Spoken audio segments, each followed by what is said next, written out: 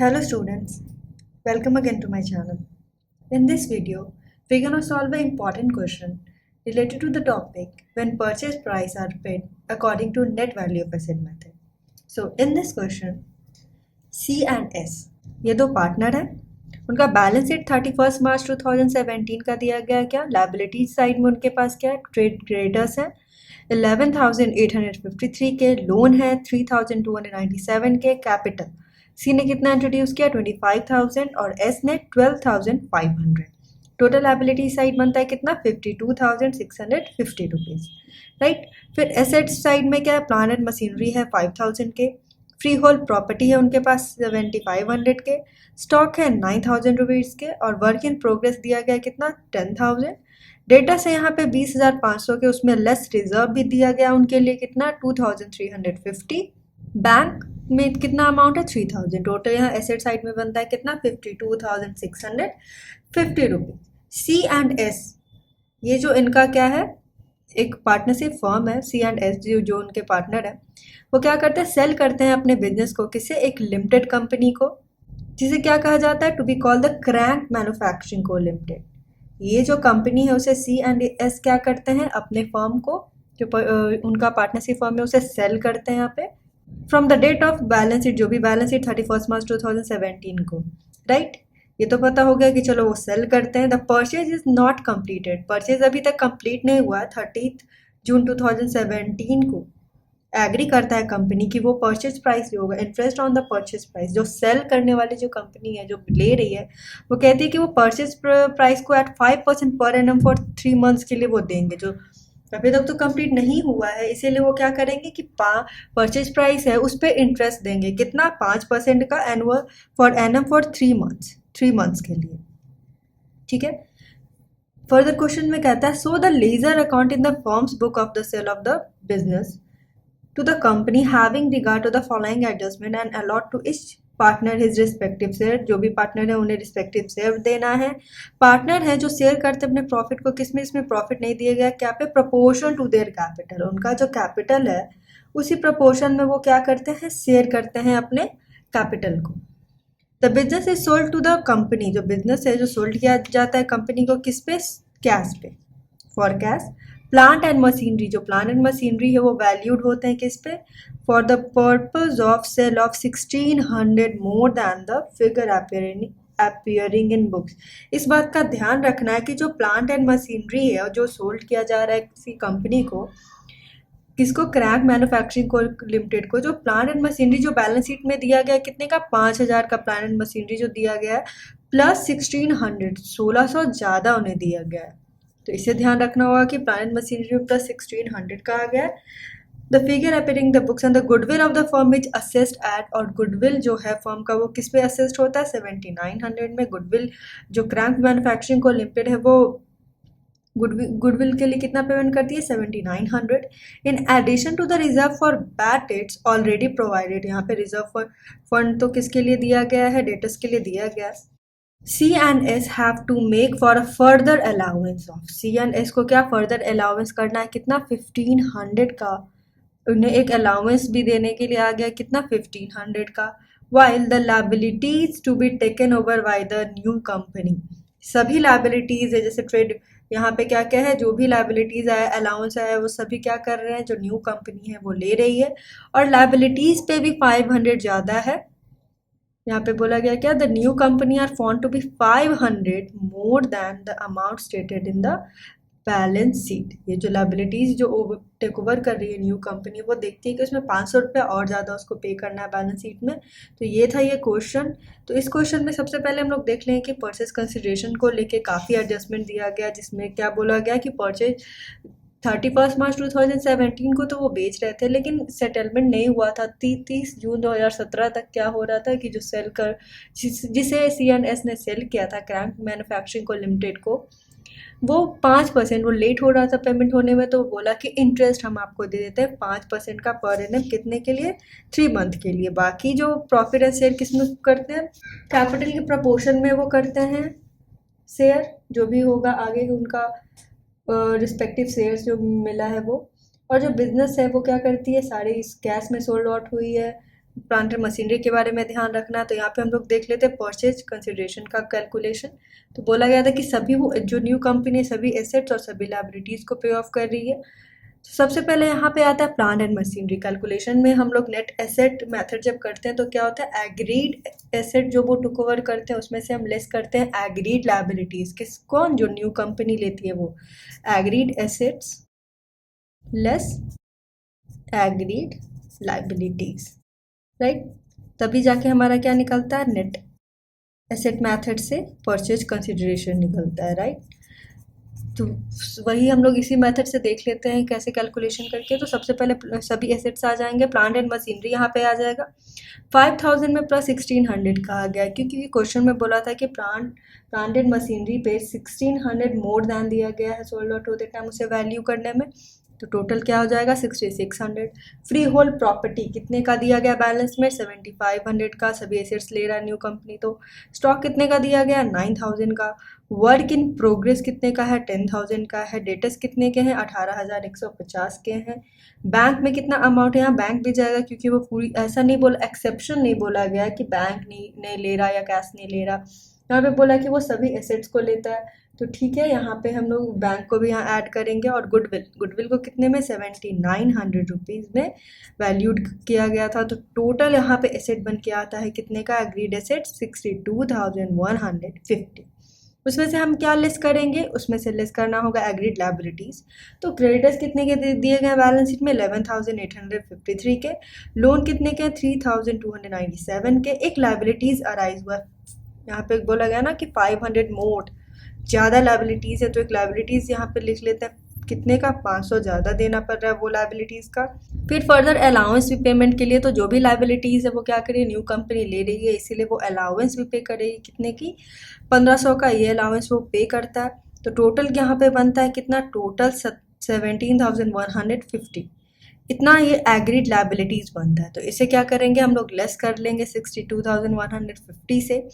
अगर आप लेस करें तो हमारा बन के आता है 45,000। ये क्या है, परचेज कंसिडरेशन है। तो हमारा यहाँ पे परचेज कंसिडरेशन का अमाउंट पता हो गया कितना है, 45,000। क्वेश्चन में बोला गया था क्या कि इंटरेस्ट और परचेज प्राइस कितना दिया गया, 5% दिया गया था, 5% दिया गया था पर एनम। किसके लिए, फॉर 3 मंथ्स के लिए, क्योंकि जून तक वो लोग क्या कर रहे थे, कंप्लीट नहीं हुआ था इसीलिए। तो इंटरेस्ट ऑन परचेज कंसिडरेशन यहाँ पे आ जाएगा। परचेज कंसिडरेशन से हमें क्या इंटरेस्ट भी मिल रहा है, तो वही हम लोग यहाँ पे कर लेंगे 45,000 से का हम लोग अगर 5% निकालें, और कितने महीने के लिए, 3 मंथ्स के लिए। तो टोटल तो हमें 12 मंथ्स होते हैं, तो 3 मंथ्स का मिल रहा है, तो 3 डिवाइडेड बाई 12, टोटल मंथ होता है 12। तो कितना आ जाएगा, 562.50। इतना अमाउंट होता है वो किसके लिए आया है, इंटरेस्ट के लिए आया है, इंटरेस्ट ऑन परचेज कंसिडरेशन के लिए। फिर है profit in proportion to their capital, यहाँ पे निकाल देते हैं क्योंकि बोला गया है कि जो भी वो शेयर करेंगे अपने प्रॉफिट एंड लॉसेस को, किसमें, प्रपोर्शन टू देयर कैपिटल। तो किसी का कैपिटल कितना दिया गया था, 25,000 दिया गया था, और एस का कितना गया था, 12,500 दिया गया था। इसका हम लोग रेशियो करें तो 10:5 निकल के आता है उनका प्रपोर्शन। आगे क्वेश्चन को सॉल्व करने में ध्यान रहेगा। तो परचेज कंसिडरेशन देख लेते हैं इसमें कैसे सॉल्व हुआ। जो भी एग्रीड एसेट थे उसमें से लेस कर देते हैं एग्रीड लायबिलिटीज़ को। फिर इंटरेस्ट भी एक दिया गया था 5% का 3 मंथ के लिए, तो वो निकल के आता है यहाँ पे कितना, 562.50। फर्दर यहाँ क्वेश्चन में क्या कहता है, यहाँ फर्दर क्वेश्चन में अब में तो इतना कुछ हो गया, परचेज कंसिडरेशन हम लोग निकाल लेते हैं। बाकी का ब्लेजर बनाने के लिए बोला गया, तो हम लोग क्या बनाएंगे, सबसे पहले हमें प्रिपेयर करना होगा क्या, रियलाइजेशन अकाउंट। तो रियलाइजेशन अकाउंट यहाँ पे बनाते हैं, तो जो भी एसेट है उसके बुक वैल्यू पे जो हम लोग करते हैं debit side of realisation account से पोस्ट कर देंगे। To plant and machinery account आ जाएगा कितना, 5,000 का। टू फ्री होल्ड प्रॉपर्टी कितने का था, 7500 के। स्टॉक 9,000 के। वर्क इन प्रोग्रेस 10,000 के था। डेबिटर्स कितने के थे, 20,500 का। बैंक भी लिया जा रहा था कि जो क्रैंक मैन्युफैक्चरिंग को लिमिटेड है उसके द्वारा कितना, 3,000 बैंक का दिया गया। फिर इस हमारा क्रेडिट साइड में क्या आ जाएगा, तो आ जाएगा by crank manufacturing company limited account कितना रिसीव हो रहा है, 45,000 रुपीज़। तो उसे हम लोग क्रेडिट कर लेते हैं। एक इंटरेस्ट भी हुआ है इस पे रिसीव, तो bye interest on crank manufacturing company limited account कितना आ जाएगा, 562.50। फिर क्या है, फिर हम लोग जो भी लाइबिलिटीज़ है उसके बुक वैल्यू पे भी क्या करेंगे, क्रेडिट साइड में ऑफ रियलाइजेशन में पोस्ट कर लेंगे। एक प्रोविज़न फॉर रिजर्व है, रिजर्व डेटर्स में रिजर्व एक दिया गया था कितने का, 2350 का, उसे हम लोग क्रेडिट साइड लिख लेते हैं। फिर क्या है, क्रेडिटर्स है 11,853 के, और लोन था कितने का, 3,297 का। इस क्वेश्चन में अगर हम देखें तो हमारा रियलाइजेशन अकाउंट क्रेडिट साइड ज़्यादा है, कितना है, 63,062 रुपीज़ 0.50 इतना अमाउंट है। उसमें से अगर हम लोग ये सभी को लेस करें तो कितने का प्रॉफिट बन के आता है, 8,062.50 इतने का जो बन के आता है वो कौन करेंगे शेयर, सी और एस करेंगे शेयर। किस प्रपोर्शन में, अपने कैपिटल के प्रपोर्शन में, जिसे हमने कितना निकाला, 10.5। इसे कंप्यूट करके यही रेशो में वो क्या करेंगे, अपने प्रॉफिट को शेयर करेंगे। तो सी को कितना जाएगा, 5,375, और एस को कितना जाएगा, 2,687.50। ये हो गया प्रॉफिट का डिस्ट्रीब्यूशन पार्टनर्स के बीच में, और हो गया हमारा रियलाइजेशन अकाउंट कंप्लीट। अब फर्दर हमें बनाना होगा क्या, जो सेल कर रहा है, जो खरीद रही है जो कंपनी, उसका अकाउंट। तो उसका लेजर हम लोग कर ले ओपन। तो सबसे पहले आएगा crank manufacturing co limited account, right. तो crank manufacturing co limited account का हम लोग अकाउंट ओपन करें तो यहाँ रियलाइजेशन अकाउंट में देखिए कितना 45,000 रुपीज़ रिसीव हुआ है और एक इंटरेस्ट हुआ है, तो वही यहाँ आ जाएगा टू रियलाइजेशन अकाउंट, कितना 45,000 रुपीज़। फिर यहाँ पे रियलाइजेशन अकाउंट है किसके लिए, इंटरेस्ट के लिए। यहाँ पे तो हम लोग डेबिट कर लेंगे कितना, 562.50, टोटल बनता है कितने का, 45,562.50। इस क्वेश्चन में बोला गया कि ना ही शेयर ना ही डिवेंचर, टोटली जो है वो किसमें, कैश में होता है, कैश में बिजनेस को सोल्ड किया गया। तो ये वही यहाँ पे अमाउंट आ जाएगा बाय कैश अकाउंट, कितना 45,562.50। ये जो अमाउंट है वो टोटली परचेज कंसिडरेशन का कैश में रिसीव हो रहा है, ठीक है। तो इसमें तो अब ऐसा कुछ नहीं है कि शेयर तो है नहीं कि शेयर्स को हम लोग पार्टनर्स के बीच में डिस्ट्रीब्यूट कर दे, तो कैश में हो रहा है तो वो सीधे कहाँ जाएगा, हमारे कैश अकाउंट में जाएगा। तो यहाँ पे सिंपली हमें क्या बनाना होगा, पार्टनर्स का कैपिटल अकाउंट। तो पार्टनर्स का कैपिटल अकाउंट हम लोग फॉर्म कर लेते हैं। ये तो इजी है। पार्टनर्स का कैपिटल अकाउंट में देखिए तो क्रेडिट साइड में क्या आ जाएगा, बाय बैलेंस बीडी। सी को कितना दिया गया था, कितना बैलेंस दिया गया था कैपिटल का, 25,000, और इसका कितना दिया गया था, 12,500, राइट। उसके बाद आ जाएगा बाय रियलाइजेशन अकाउंट, ये क्या है, प्रॉफिट भी तो पार्टनर ही लेंगे उसमें के। तो प्रॉफिट कितना था सी का, 5,375, यहाँ पे देख सकते हैं रियलाइजेशन का। और एस का कितना दिया गया, 2,687.50, ये एस का अमाउंट आ जाता है। टोटल क्रेडिट साइड ऑफ की क्या बनता है सी का एंड एस का, तो 30,375, और कोई पेमेंट ये सब नहीं है, कुछ भी नहीं है। तो ये बैलेंसिंग फिगर यहाँ पे बनता है क्या, टू कैश अकाउंट, कितना 30,375, और एस का कितना यहाँ पे बनता है 15,187.50। तो यहाँ पे भी ये बैलेंस बनता है एस का। डेबिट साइड में तो कोई एंट्री नहीं है, इसीलिए ये फिगर कहाँ जाएगा, कैश में जाएगा, जिसका पेमेंट क्या करेगी फर्म, जो फाइनल सेटलमेंट में क्या करेगी, पार्टनर्स को पे कर देगी। तो एस का कितना बनता है 15,187.50। ये था पार्टनर्स का क्या, कैपिटल अकाउंट। अब लास्टली हमें क्या फॉर्म करना होगा, अब लास्टली हमें एक बनाना होगा कैश अकाउंट। तो कैश अकाउंट हम लोग बना लेते हैं यहाँ पे। तो इस क्वेश्चन का कैश अकाउंट बनाने के लिए क्या, कैश या बैंक में तो जो भी अमाउंट था वो भी क्या करती है, जो न्यू कंपनी है वो ले लेती है। तो यहाँ पे सिर्फ पार्टनर्स का कैपिटल को पे करने के लिए कितना बना था, तो बाय सी कैपिटल अकाउंट फर्म को 30,375 रुपीज़ जो बनता है वो सी को पे करना होगा, और इसको कितना 15,187.50, ये जो अमाउंट है वो क्या करना होगा, पे करना होगा। तो क्रेडिट साइड क्या बनता है 45,562.50। बाकी to crank manufacturing co limited से टोटली जो भी परचेज प्राइस है वो किसमें, कैश में रिसीव होता है, तो इसीलिए ये कैश अकाउंट में आता है।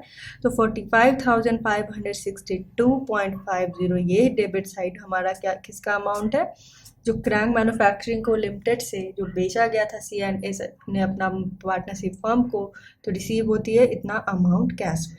तो ये था हमारा क्या, सिंपल सा कैश अकाउंट। आई होप आपको ये क्वेश्चन अच्छे से समझ में आया होगा। इस क्वेश्चन में सबसे ज़्यादा ध्यान रखना था कि जब हम लोग net value of asset method निकालते हैं तो एग्रीड एसेट से माइनस करना है एग्रीड लायबिलिटीज़। इसमें एक एंट्री थी जो ध्यान रखने वाली, क्या थी, इसमें जो एंट्री ध्यान रखने वाली थी कि इंटरेस्ट आया था उसमें 5% दिया गया था, और कितने महीने के लिए, 3 महीने के लिए। बाकी जो भी एसेट्स है उसमें थोड़ा इंक्रीमेंट कितने का था, प्लांट मशीनरी में 1600 का। सो इस क्वेश्चन को सॉल्व करते हुए यही सभी एडजस्टमेंट्स को हमें ध्यान रखना था। आई होप आपको ये क्वेश्चन अच्छे से समझ में आया हो। फिर आप इसको समझने के लिए आप फिर से प्रैक्टिस भी कर सकते हैं इसी क्वेश्चन को। So thank you for watching the video. Please like share and subscribe the channel also.